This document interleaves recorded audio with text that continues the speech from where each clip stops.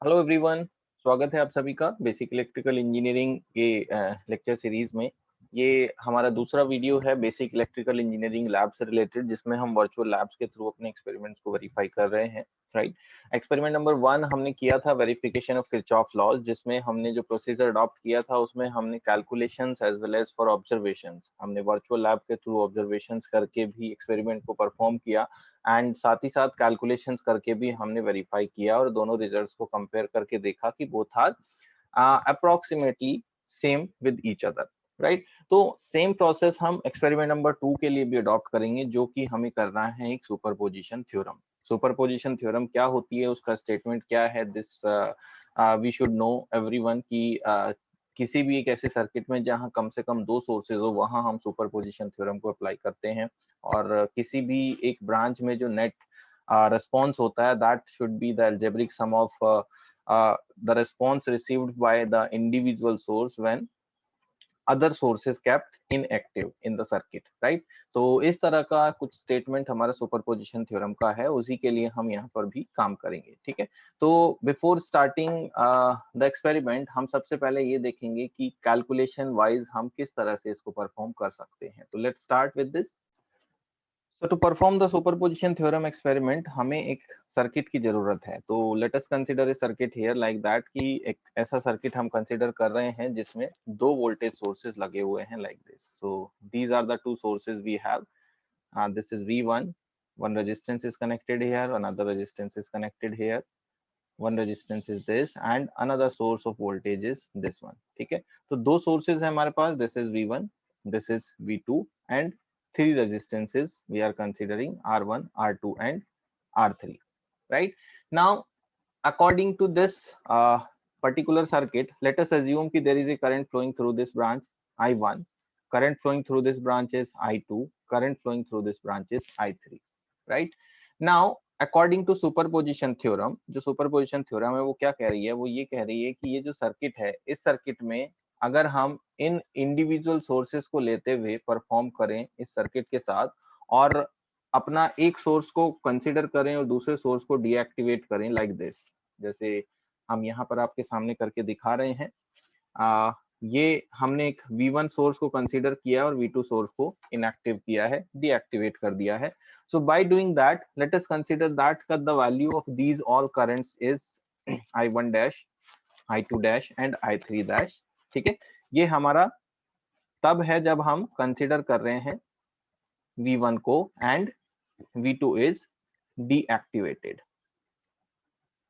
ठीक है। हमने V1 को कंसीडर किया है और V2 को डीएक्टिवेट कर दिया है। नाउ थर्ड स्टेप आपका होगा according to the same process, अगर हम V1 को इस बार डीएक्टिवेट करें और डीएक्टिवेट करने के बाद सर्किट को रीड्रॉ करें, तो हम देखेंगे कि जो तीन करंट्स हमारे पास हैं, let us consider this I1 double dash, I2 double dash, I3 double dash. ठीक है। तो ये वो केस है जब हम कंसीडर कर रहे हैं V2 सोर्स को and V1 is deactivated. Right. तो आप क्या देख रहे हैं, हमारे पास एक मेन सर्किट है जिसमें दोनों के दोनों सोर्सेस एक्टिवेटेड हैं। वहां से हमने तीन करंट्स कैलकुलेट किए, I1, I2 एंड I3। ये तीन करंट्स हैं जो तीन अलग अलग ब्रांचेस में हमारे यहाँ पे सर्किट में फ्लो कर रहे हैं। Now according to the statement of superposition, we are considering one source at a time and considering other sources deactivated and calculating the same amount और same current through the same branches. हम वही same तीनों currents calculate करेंगे जो initially हमारे पास I1, I2, I3 थे। ठीक है। And bye calculating all these three values, ये जो करंट्स की वैल्यू आ रही है, ये आ रही है I1 dash, I2 dash, I3 dash. Now चूंकि हमारे पास सर्किट में दो सोर्सेज हैं, तो दो सोर्सेज में हमें दूसरा सोर्स कंसीडर करेंगे सेकंड स्टेप में। पहले वाले को हम डीएक्टिवेट रखते हुए चलेंगे। Again calculating the same currents in the same branches, we will get I1 double dash, I2 double dash, I3 double dash.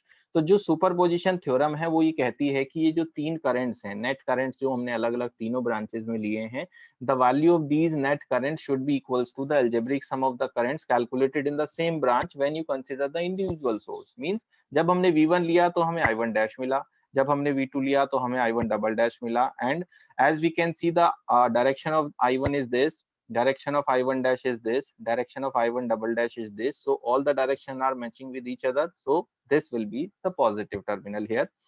In the same way I2 current के लिए आप देखोगे direction is downward, I2 dash is also direction is downward, I2 double dash is also direction is downward. Again all the currents direction is matching, so again we will have a positive sign. And this I3, the direction of current is this one, I3 dash is also this, I3 double dash is also this, so all the direction are same, so this will be again positive. तो if the direction of currents are matching with each other, तो हम same directions के साथ positive sign consider करते हैं. And if there is some reversal of direction with any of these currents, तो हम उनकी direction को magnitude की polarity change करके same direction में convert करते हैं and apply करते हैं superposition theorem. तो ये कॉन्सेप्ट है सुपरपोजिशन थ्योरम को अप्लाई करने का किसी भी सर्किट के लिए. अब हमें कैलकुलेटेड वैल्यूज अगर कैलकुलेट करनी है तो हमारे पास ये तीन सर्किट्स हैं, जिसमें एक बार हमने V1 और V2 दोनों को कंसीडर किया, सेकेंड केस में हमने V1 को कंसीडर किया, थर्ड केस में हमने V2 को कंसीडर किया. And after considering these three cases we will find out the value of these all currents. That means कि हमें एक टेबल बनानी है, ऑब्जर्वेशन टेबल. वो ऑब्जर्वेशन टेबल आपका कैसा दिखाई देगा, इसमें सबसे पहले कैलकुलेटेड वैल्यूज के लिए हम भरेंगे कैलकुलेटेड वैल्यूज. कैलकुलेटेड वैल्यूज में आपके पास होगा I1, I2, I3. Okay, let us do like this. We'll write here current through R1, current through R2, current through R3. ये तीन हमारे पास कॉलम्स हैं जिनके रेस्पेक्ट में हम यहाँ कैलकुलेशंस कर रहे हैं, राइट. उसके बाद आप ऊपर लिखेंगे when V1 and V2 active, means both are active. Second होगा आपका when V1 is active and when V2 is active. यहाँ पर आप जो करंट्स की वैल्यू कैलकुलेट करेंगे वो वैल्यूज हमारे पास क्या है, हम अभी जस्ट सर्किट में लिख चुके हैं. How we have calculated the values. Current through R1 हमारे पास है when V1 V2 both are active, the current is I1. Through R2 the current is I2. Through R3 the current is I3. Here you will have I1 dash, I2 dash, I3 dash. Here you will have I1 double dash, I2 double dash, I3 double dash. ठीक है. उसके बाद आप क्या करेंगे, उसके बाद आप परफॉर्म करके दिखाएंगे यहाँ पे सुपरपोजिशन थ्योरम को. कैसे परफॉर्म करेंगे, हम इस काम करते हैं, हम इस टेबल को नीचे ले लेते हैं क्योंकि स्पेस थोड़ा सा कम पड़ रहा है हमारे पास. Taking this table and pasting it here. So here you can see कि आगे हम क्या करेंगे, आगे आप सम करेंगे इन दो करेंट्स का, means algebraic sum of I1 dash plus I1 double dash. Similarly आप यहाँ पर इसको सम करेंगे, यहाँ पर इसको सम करेंगे, तो you can simply say this algebraic sum. Algebraic sum, algebraic sum किस किस का करना है, हम करेंगे I1 dash, I1 double dash, I2 dash, I2 double dash, I3 dash, I3 double dash. उसके बाद हम रिमार्क डालेंगे कि हम क्या ऑब्जर्व कर रहे हैं. यहाँ से रिमार्क में हमारे पास जो ऑब्जर्वेशंस आनी चाहिए according to the superposition theorem, वो आनी चाहिए कि जो करंट I1 है आपका, that current I1 should be equals to होगा I1 dash plus I1 double dash.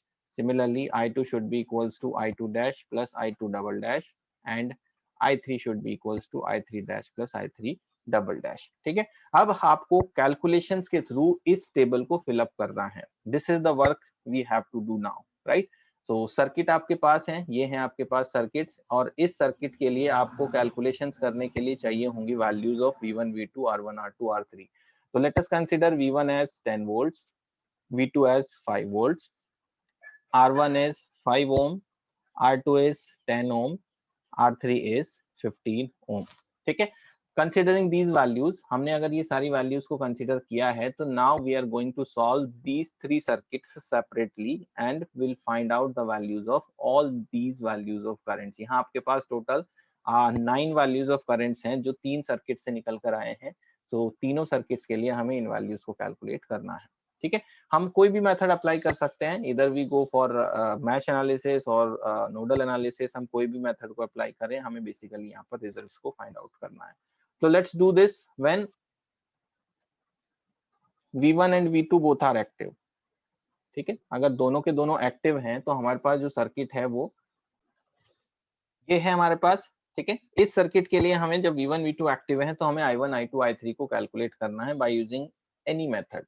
Any method means इधर गो फॉर मैच और go for mesh nodal analysis. ठीक है, तो इसमें अगर हम मैश एनालिसिस लगाते हैं तो मैश एनालिसिस के हिसाब से हम जब फ्लो कराएंगे करंट को, तो एक करंट यहाँ फ्लो करेगा, एक करंट यहाँ फ्लो करेगा। ठीक है, and accordingly by applying mesh analysis हम दोनों मैश की एक एक इक्वेशन लिख लेते हैं। That equation will be -10 + 5I1 + 10I1 - I2 is equals to 0, or we can say 15I1 - 10I2 is equals to 10. This is equation number 1.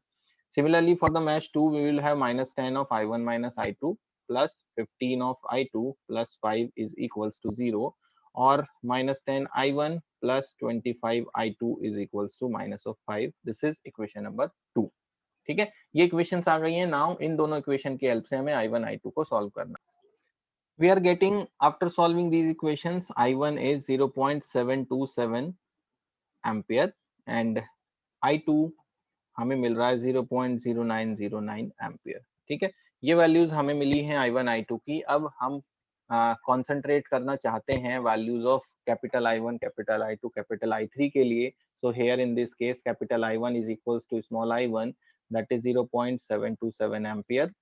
Now capital I2 is equals to I1 minus I2, that is 0.727 minus 0.0909, that will be equals to 0.727 minus 0.0909 is 0.6361 ampere, and capital I3 is equals to small I2, that is 0.0909 ampere.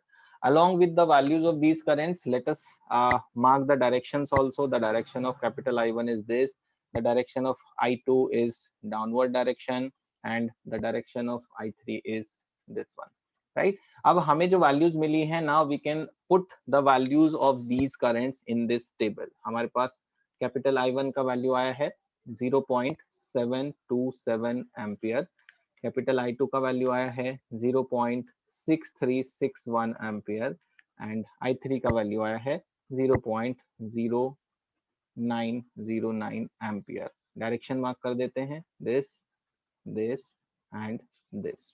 ठीक है, तो इतना काम हमारा हो गया है। Now we'll go for the second circuit when V1 was active. V1 active के लिए ये हमारे पास सर्किट है। So considering this now for V2,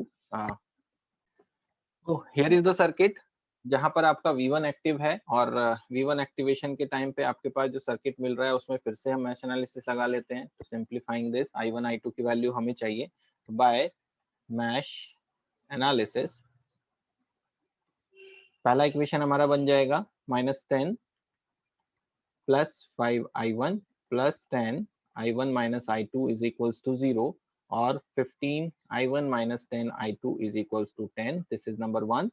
Second equation हमारा होगा minus of 10 I1 minus I2 plus 15 I2 is equals to 0, or minus 10 I1 plus 25 I2 is 0. This is equation number 2. We'll solve both two equations for again I1 and I2. Answers I1 हमें मिल रहा है that is 0.909 ampere, and I2 यहाँ से मिला है 0.3636 ampere. ठीक है, ये दोनों आंसर्स हमारे आए हैं। Now again concentrating on the values of I1 dash, I2 dash and I3 dash. So here I1 dash is equals to I1, that is 0.909 ampere. This is the direction. I2 dash is equals to I1 minus I2, that is 0.909 minus 0.3636.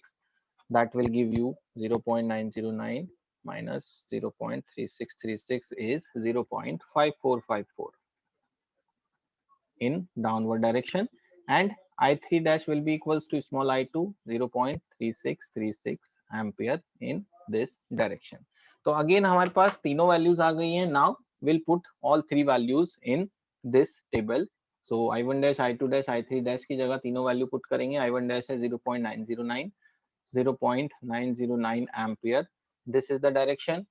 I2 dash है 0.5454, so 0.5454 ampere in downward direction. I3 dash 0.3636 ampere. This is the direction. तो second case भी हमारा पूरा हो गया है. अब third case consider करेंगे व्हेन V2 इज एक्टिव. ठीक है, थर्ड केस के लिए सर्किट बनाएंगे. Here is the circuit. Again we'll apply mesh analysis. So by mesh analysis, let's solve and create two equations. For the first mesh, we will have 5i1 plus 10 I1 minus I2 is 0. That is 15 I1 minus 10 I2 is equals to 0. Equation number 1. Second equation, minus of 10 I1 minus I2 plus 15 I2 plus 5 is equals to 0, or minus 10 I1 plus 25 I2 is equals to minus 5. This is equation number 2. Again solving for I1 and I2, we are getting value of I1 minus 0.1818 ampere. Direction is this. And I2 we are getting minus 0.2727 ampere, and this is the direction of I2. But now we are concerned about to find out the values of I1 dash, I2 dash and I3 dash. So the value of I1 double dash is equals to I1, that is 0.1818 ampere in this direction. I2 double dash is I1 minus I2, that is minus 0.1818 plus 0.2727 will give you 0.0909 ampere in downward direction. And I3 dash double dash will be equals to I2, that is minus 0.2727 ampere in this direction. So again, what we have to do, we have to replace these values in this table, because ultimately we have to fill this table to verify the results using the calculated values. So here we are getting I1 double dash is minus 0.1818, minus 0.1818 ampere. This is the direction. We are getting I2 double dash is 0.0909. So this is 0.0909 ampere downward direction. Third current is minus 0.2727, so minus 0.2727 ampere in this direction. ठीक है, ये हमारा काम हो गया है. अब remaining results के लिए हम सम करेंगे दोनों करंट्स का, मींस जो अलजेब्रिक सम आपको करना था उसको हम करेंगे और देखेंगे कि क्या हमें रिजल्ट्स मिल रहा है. So after doing algebraic sum we are get these are the values we are getting. और ऑब्जर्वेशन से हमें ये पता चल रहा है कि जो एल्जेब्रिक सम आया है वो एल्जेब्रिक सम आपके मेन करंट I1 के बराबर है. दूसरा जो एल्जेब्रिक सम आया है वो मेन करंट I2 के नियरली इक्वल है, और तीसरा जो करंट आया वो I3 के इक्वल है. दैट मींस कि हम कह सकते हैं, so according to the results we are having I1 is nearly equals to I1 dash plus I1 double dash. I2 is also nearly equal to I2 dash plus I2 double dash, and I3 is also equal to I3 dash plus I3 double dash. That means कि by calculations we have been proved that the superposition theorem is being verified. Now the same circuit we will create by using the simulation. हमारा जो simulation platform है उस simulation पे हम create करते हैं circuit को.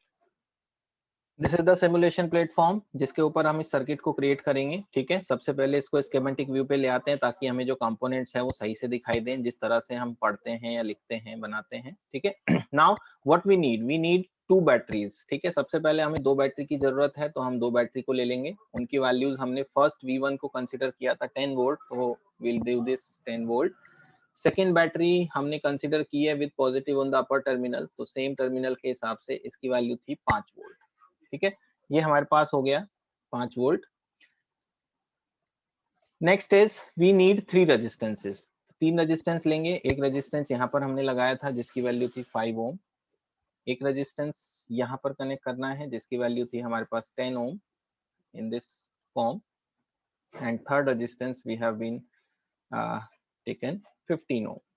ये हो गया हमारा 15 ओम का resistance. Connect this circuit entirely. ठीक है, प्रॉपर्ली इसको कनेक्ट कर देते हैं. ये आपका कनेक्शन हो गया है. Similarly, here also this is connected. Another connection with this resistance. So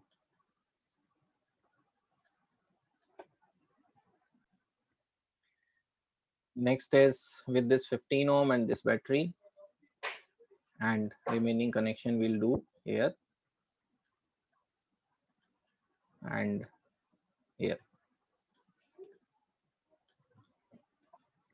ठीक है, तो ये आपके कनेक्शंस कंप्लीट हो गए हैं और सर्किट पूरी तरह से तैयार है. You can see this is our V1 that is 10 volt, this is our V2 that is 5 volt, this is R1 5 ohm, this is R2 10 ohm, this is R3 15 ohm. सबकी वैल्यूज हमें दिखाई दे रही है.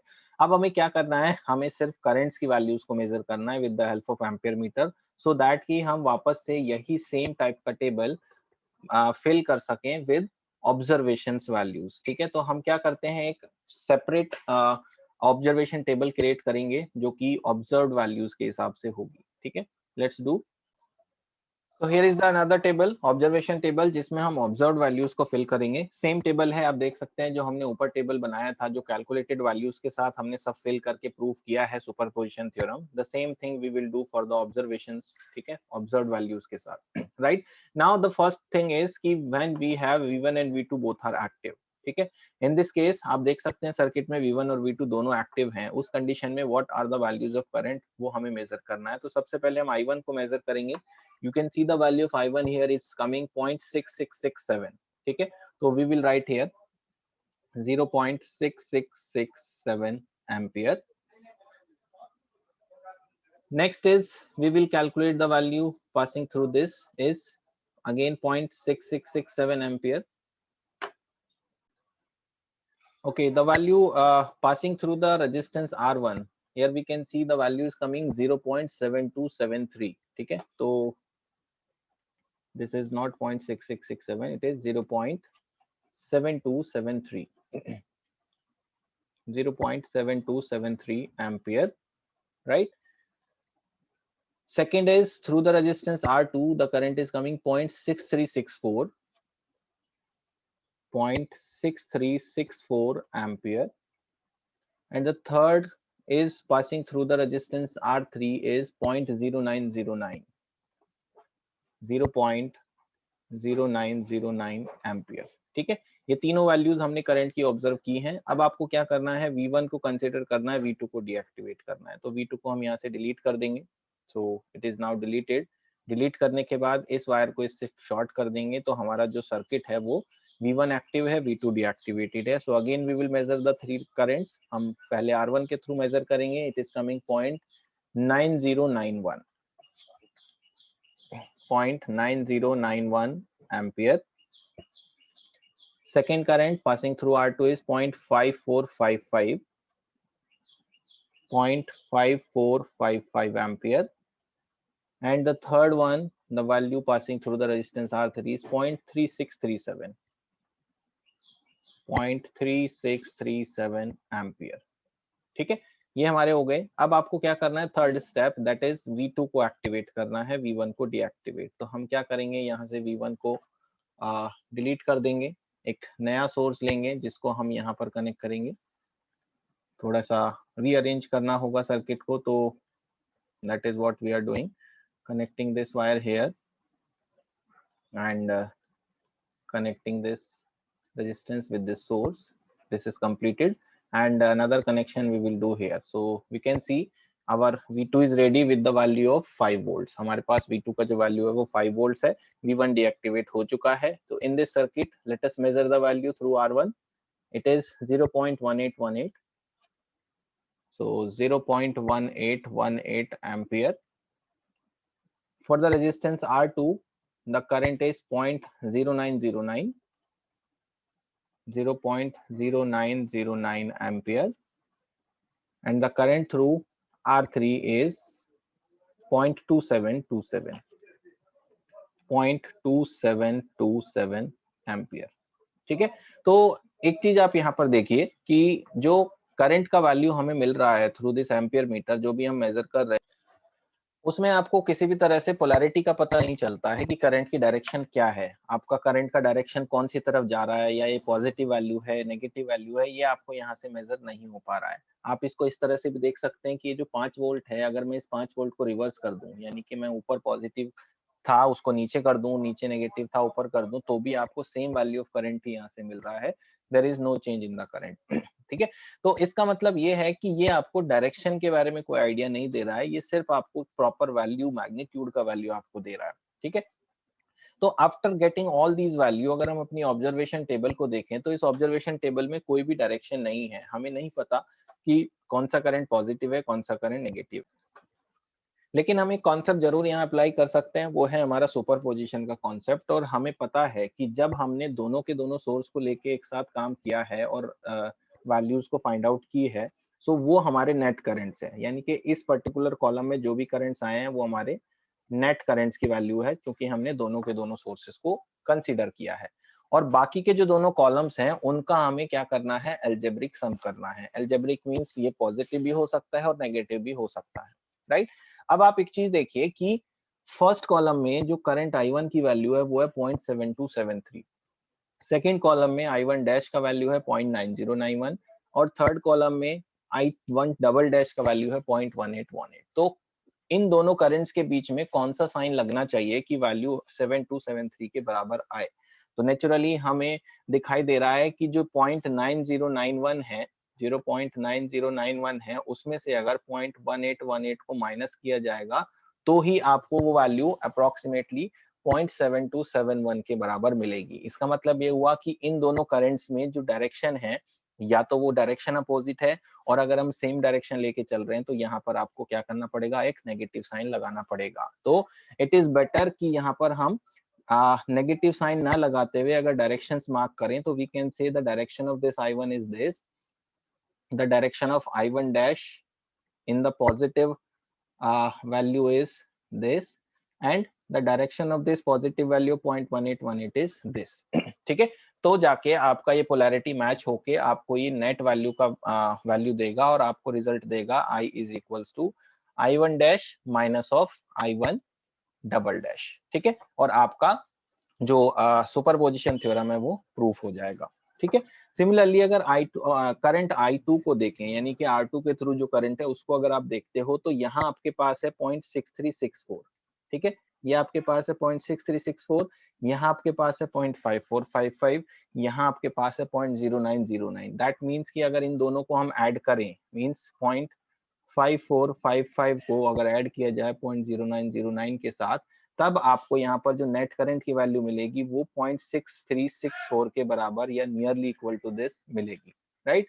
दैट मीन्स कि आपका जो value है, direction है R2 के थ्रू, वो यहाँ पर अगर हम पॉजिटिव करंट को डाउनवर्ड डायरेक्शन मान के चल रहे हैं तो it should also be in downward direction and it should also be in the downward direction, then only this current will be add up with the second current and your superposition theorem will be proved here as I2 dash plus I2 double dash, right। For the third current आप क्या देख रहे हैं, आप देख रहे हैं जो I3 का वैल्यू है वो 0.0909 है, I3 डैश का वैल्यू है 0.3637 और I3 डबल डैश का वैल्यू है 0.2727। मींस यहाँ पर आपको 0.3637 में से अगर 0.2727 को माइनस करेंगे then only you will get the value of I3। That means कि अगर R3 विद पॉजिटिव करंट की डायरेक्शन ये है तो आपका I3 डैश का डायरेक्शन ये होगा और I3 डबल डैश का जो डायरेक्शन है वो इसके अपोजिट डायरेक्शन में होना चाहिए। अगर हम यहाँ पर पॉजिटिव वैल्यू लिख रहे हैं तो then only your superposition theorem will be proved and you can say I3 is equals to I3 dash minus I3 double dash. ठीक है, तो ये जो कॉन्सेप्ट है जिसको हमने अभी यूज किया, इस तरह से ही हम सुपरपोजिशन थ्योरम को प्रूव करते हैं। अगर आप वर्चुअल लैब को ना यूज करते हुए लैब में भी एक्चुअल ऑपरेटर्स को यूज करते हुए ये सेम चीजें करोगे तभी भी आपको करंट्स की जो वैल्यू मिलेंगी वो इस तरह से मिलती हैं और आप वहां पर इन डायरेक्शंस को इसी तरह से डिसाइड करते हो कि किस डायरेक्शन को आपको लगाना चाहिए, right.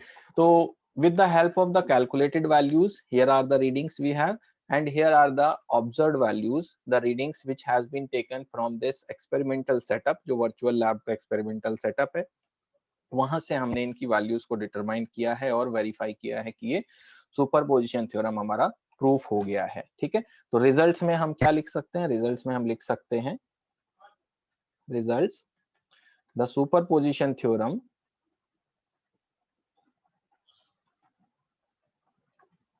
has been verified by virtual lab setup. Also, the values have been